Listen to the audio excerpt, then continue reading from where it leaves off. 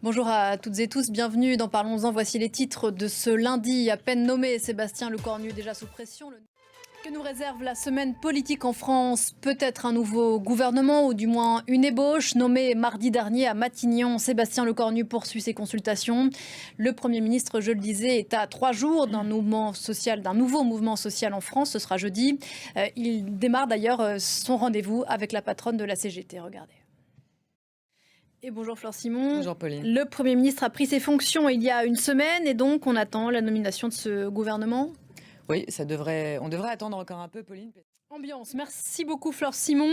L'actualité en France, c'est aussi ce procès qui s'est ouvert ce matin au palais de justice de Paris, celui de 3 djihadistes françaises présumées arrêtées en 2019 à la frontière turco-syrienne avec plusieurs de leurs enfants.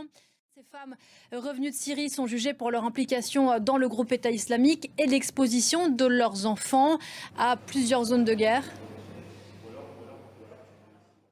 Marie Schuster au Palais de Justice de Paris. Merci beaucoup, Marie.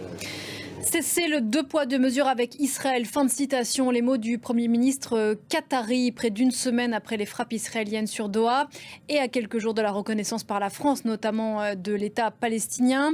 Les autorités qataries ont invité 70 pays arabo-musulmans à Doha aujourd'hui pour tenter de trouver une réponse commune après ces frappes israéliennes. Regardez. Tout autre chose, enfin, ils sont à la télévision, parce que les Oscars sont au cinéma. Les Emmy Awards se déroulaient ces dernières heures aux États-Unis. On retiendra notamment le triomphe de la série britannique Adolescence, mini-série qui explore l'impact des réseaux sociaux et des discours masculinistes sur les adolescents. Elle a fait une razzia, Sophie Samaï. 15 ans, incroyable. Parlons-en continue juste après ça.